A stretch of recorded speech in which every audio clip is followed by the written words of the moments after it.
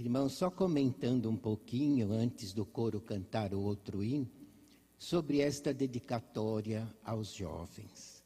Eu estava lendo e, ao mesmo tempo, me lembrando, quando eu era bem jovem, no início do meu ministério como diácono, lá na igreja da Rua Tuiuti.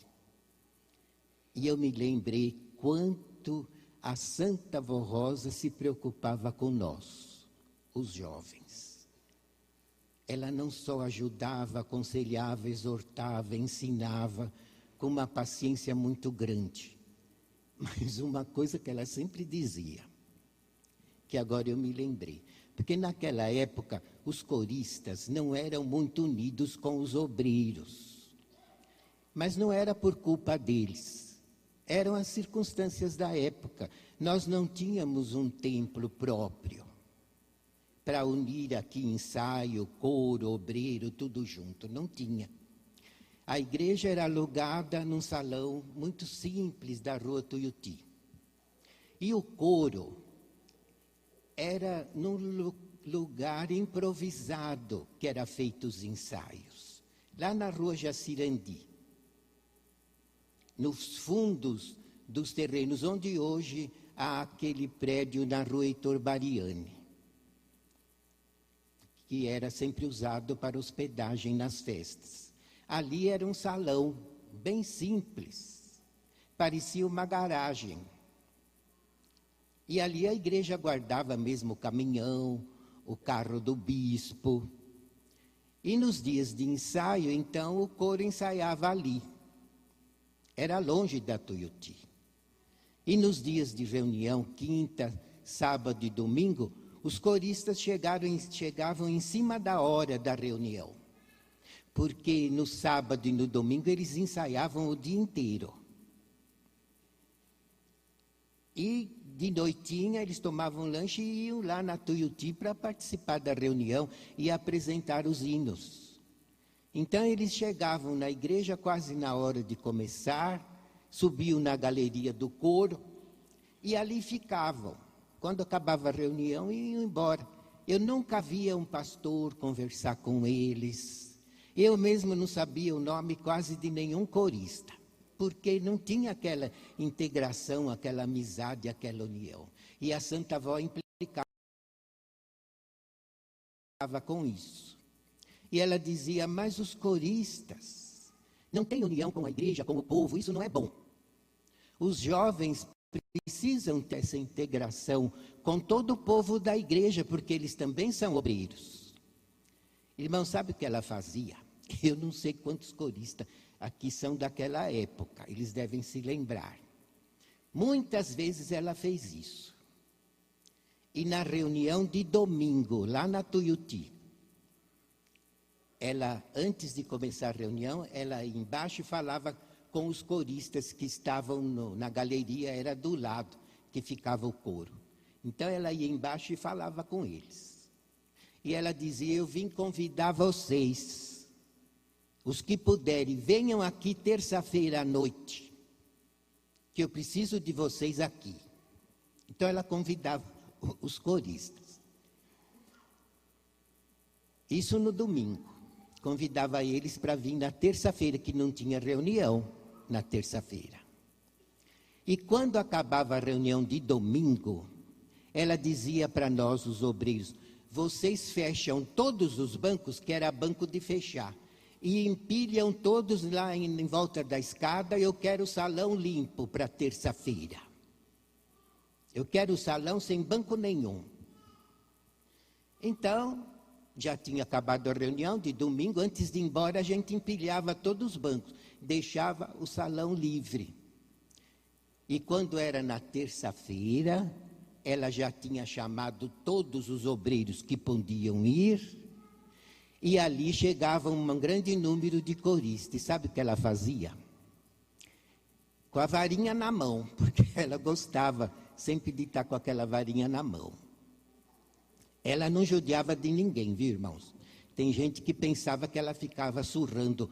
Era mais como um símbolo, aquela varinha. Ela brincava, dava uma varadinha num, no outro. com brincadeira, mas ela nunca judiou de ninguém. Mas ela gostava de ter a varinha na mão. E o que acontecia? Chegavam os obreiros e os coristas, o salão vazio, ela falava, agora vocês vão marchar, cantando sempre unidos. Ela gostava muito desse hino e adorava quando a gente marchava cantando sempre unidos. O rosto dela parece que brilhava de alegria. Então a gente marchava, fazia aquela fila assim, que entrava assim e voltava para lá. E ela com a varinha toda contente, olhando, alegre, vendo a gente marchar e cantar sempre unidos. E depois ela dizia, agora vocês vão brincar, porque vocês são bem jovens. E eu quero juventude alegre, animada. Não quero ver ninguém triste. E a gente improvisava, a gente brincava de roda. Éramos jovens, tudo mocinho. Brincava de roda, de lenço atrás, de pega-pega, dentro da igreja, no salão. E ela ficava muito feliz. Mas tem uma coisa, irmãos, ela também gostava de ver a gente brincar para sondar o coração de cada um. Na hora da brincadeira, a pessoa extravasa. E ela então observava como uma mãe muito carinhosa. E ela via quem extrapolava. Ela via quem não tinha, assim, muito contentamento de estar ali. Quem era um pouquinho orgulhoso, não queria se misturar muito. Ela observava. E depois, irmãos, ela aconselhava cada um. Porque ela sabia o defeito, a falha, a necessidade de cada jovem. E ela lutava para salvar a todos. E era aquela alegria. E depois de brincar, ela mandava a gente cantar. E cantávamos corinhos, hinos do coro, porque tinha bastante corista. E era uma festa. Isso de terça-feira, diversas vezes ela fez isso. Infelizmente, nem todos os coristas podiam ir, porque estudavam à noite. Nem todos os obreiros podiam participar, porque às vezes trabalhavam à noite. Mas ela fazia de tudo, irmãos, para unir os coristas aos obreiros, porque ela queria sempre um povo unido. E era sempre alegre. E dava ânimo para nós. Eu me lembro até num dia de Santa Comunhão, que nós, na igreja velha, íamos cedo no domingo de Santa Comunhão, para tirar os bancos e para ajudar as diaconisas a preparar a mesa da Santa Ceia. E a avó também ajudava, ela picava o pão, enchia os cálices e nós arrumávamos a mesa. Quando a mesa estava pronta, era cedo para abrir a igreja. Então a gente lanchava, cada um levava um lanche, nós fazíamos uma mesa comprida e um comia o lanche do outro, naquela alegria, porque ela gostava de união, como se de família mesmo. Ela sempre gostou de ver o povo como uma família. E depois que a gente comia, a gente limpava onde tinha sujado, arrumava, ela dizia, ainda é cedo para abrir, vocês vão marchar cantando sempre unidos. Então a gente marchava antes de abrir, no dia de Santa Comunhão, a mesa pronta. E antes de abrir a igreja, a gente marchava dentro da igreja cantando sempre unidos. E eu me lembro, irmãos, numa daquelas vezes, aquele dia, eu percebi que a avó estava um pouco preocupada. Eu não sabia por quê. Mas eu tinha tanta intimidade com ela, vivia sempre com ela, na casa dela, eu percebia. Eu falei, hoje a avó parece que está um pouco preocupada. Não falei para ninguém. Então nós arrumamos a mesa da ceia, lanchamos, tudo. Ela falou, agora vocês vão marchar. E ficou encostada na mesa com a varinha assim. E nós sempre unidos marchamos com fervor. E marchava, e ela toda alegre de ver nós marchar. Irmãos, nós fizemos uma volta assim, no salão, e entramos de novo pelo meio e viemos marchando. Quando nós chegamos, os primeiros da fila, perto da avó, nós vimos uma coisa diferente. que nós notamos. Os olhos dela, naquela hora, além de dilatar, ficaram verde. E ela, os olhos dela eram castanho claro. Mas nós notamos, estávamos na frente marchando, que ficou verde. E na mesma hora começou a brotar óleo ungido da cabeça dela e das mãos. Ela estava até segurando a varinha e escorregou a mão assim, por causa do óleo. Então nós corremos, cada um pegou seu lenço para ela ungir nosso lenço. Todos os obreiros, diaconisas, tinha evangelista, missionária, presbítero, de todos os cargos, a gente ajudava a arrumar a ceia. E nós corremos perto dela e eu me lembro que quando eu chegava perto, alguém me empurrava, eu ia parar lá embaixo. E eu voltava correndo com o lenço. Quando chegava ali, me davam outro empurrão. E eu voltava e voltava de novo. E ela percebeu que estavam me empurrando, porque tinha muito obreiro e todos queriam ungir o lenço. Então, quando eu cheguei perto dela, ela pegou meu lenço com a mão esquerda, cheia de óleo, e ungiu o meu lenço. Eu tenho até hoje guardado, dentro de um plástico. E aquele óleo parece que encheu o lenço, ficou aquela mancha de óleo no lenço inteirinho. E aí, tudo bem, nós ficamos alegres, ungimos nossos lenços e tudo, porque vimos que Jesus ungiu ela, porque volta e meia isso acontecia. Eu mesmo vi umas 3, 4 vezes ela ser ungida de óleo na igreja. Era Jesus que a ungia para mostrar para nós o valor que ela tinha. E aquele dia depois nós abrimos a igreja, teve a Santa Comunhão. E na segunda-feira, eu ia sempre na casa dela. E eu cheguei lá, tinha um pastor e uma diaconisa. Eles nem foram trabalhar porque queriam falar isso para ela. Foram na casa dela. E eu cheguei, esse pastor, essa diaconisa estava lá. E eles estavam dizendo: vó, ontem, na hora que a senhora foi ungida, os seus olhos ficou grande e verde. Ela falou: mas os meus olhos são castanho claro. E nós falamos, eu falei: vó, eu também vi, a senhora ficou com o olho grande e verde. E ela ficou, não falou nada para nós. Mas quando foi, na quinta-feira, a direção foi orar. Eles oravam na quinta-feira à tarde. Os 3 da direção, ela, o bispo e a irmã Odete, se reuniam numa sala reservada na casa dela e oravam para Jesus resolver os comunicados e os problemas da igreja, para Jesus orientá-los. E Jesus usava o corpo da avó para falar com o bispo e com a irmã Odete. Quando eles se ajoelhavam para orar, Jesus vinha do céu, levava o espírito da Santa Vó Rosa lá para o céu. E ele voltava e usava o corpo dela para falar com a direção. E ali o bispo perguntou para Jesus. E disse: mestre, no domingo de ceia, alguns obreiros viram os olhos desta minha serva dilatar e ficar verde. E depois perceberam que o Senhor a ungiu com óleo na cabeça e nas mãos. Então Jesus explicou o fenômeno. E ele disse: realmente aconteceu, porque a minha serva estava um pouco preocupada, porque ela estava com início de catarata. E aquele dia ela estava rouca. E era dia de Santa Comunhão. Dia que vinha muita gente, ela tinha que falar alto para receber todo o povo, aconselhar todo o povo, abençoar todo o povo, porque ela fazia assim na reunião, sem microfone.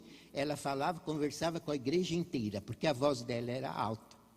Mas aquele dia ela estava preocupada por causa da rouquidão e estava preocupada porque ela tinha o início de catarata, ela tinha percebido. E não falou para ninguém, não se queixou, ninguém percebeu. Toda alegre, ela fez nós marchar e depois foi ungida. Então Jesus disse, naquela hora que eles viram os olhos dela ficar grande e verde, foi o momento em que eu curei a catarata. Eu abençoei, curei a catarata nos olhos, que dilataram, mas eu curei. E depois eu curei a ronquidão. E ungi ela com óleo para mostrar ao povo o valor que ela tem.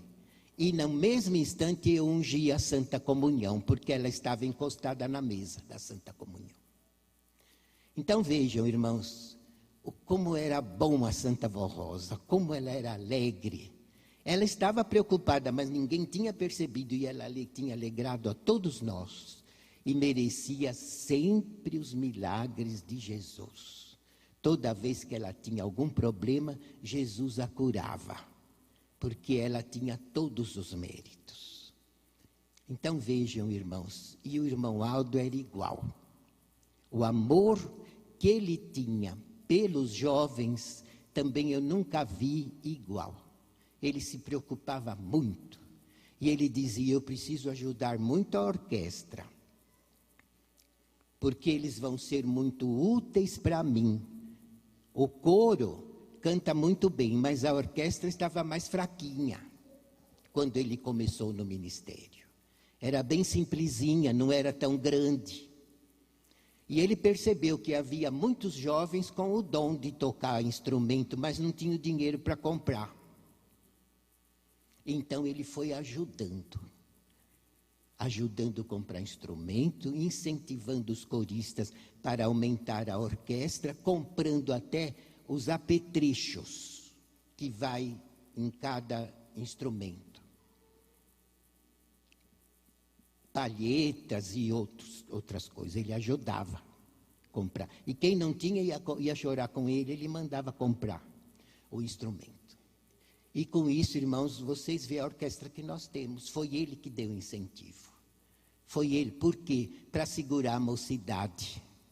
Porque ele dizia, vai vir dia muito difícil, que vai ser difícil segurar a mocidade. Mas eu, diante de Deus, de Jesus, da Virgem Maria e da Santa Vó Rosa, eu vou fazer tudo para segurar os meus jovens na minha igreja, porque eu adoro a minha mocidade. E os coristas percebiam. Quando tinha apresentação aqui, que o Carlão ia buscar ele lá na sala e punha ele aí na frente. Ele todo alegre, vendo os coristas cantar, cumprimentando e abençoando a todos. Ele sempre teve, irmãos, um amor muito grande pelos jovens. Por isso, no sábado e no domingo, quando eu vi 400 jovens aqui ensaiando, eu chorei de emoção. Sou franco falar, porque eu me lembrei da avó e dele. O amor que ele tinha pelos jovens. E aqui estava a coisa mais linda. Mesmo no ensaio, cerca de 400 coristas ensaiando no sábado o dia inteiro, no domingo e no sábado à noite apresentaram uma coisa muito linda. Tudo em harmonia, em paz, em união, não houve problema nenhum, tudo em festa. E no domingo cantaram junto com o coral da sede. Foi a coisa mais linda. Eu estava sentado lá atrás e estava pensando. Eu acho que o sorriso do irmão Aldo está na orelha. Porque eu vi, ele amava muito a juventude. Assim como a Santa Vó Rosa. Então, esta dedicatória aos jovens foi bem-vinda. Porque vai ser lida em todas as nossas congregações. E eu penso que pode também estimular muito a fé nos jovens que ainda não são coristas. Porque isso ajuda a chamar mais gente. E o coro, irmãos, e a orquestra ajuda a salvar os jovens. Por isso, às vezes, tem pai e mãe que não quer deixar os filhos entrar no coro. E eu leio muita carta e tem jovens que me escrevem. Manda uma cartinha para minha mãe, porque ela não deixa eu ensaiar. Dá um conselho para o meu pai, porque eu quero entrar no coro, ele não deixa. Eu não sei qual é a preocupação dos pais, mas eu digo a eles, se estão me ouvindo, que devem incentivar os seus filhos e não proibir, porque o ministério desta igreja é de glória. E se eles têm prazer e vocação, é Deus que lhes deu esse dom. E Deus, a Santa Avó, Jesus, a Virgem Maria, irmão Aldo, querem aprimorar esse dom na vida dos jovens, para que o ministério deles no cântico e na música seja de glória. Então os pais devem incentivar e ajudar os filhos e não atrapalhar a servirem esta igreja em qualquer cargo de obreiro, inclusive no coro, na orquestra e na música.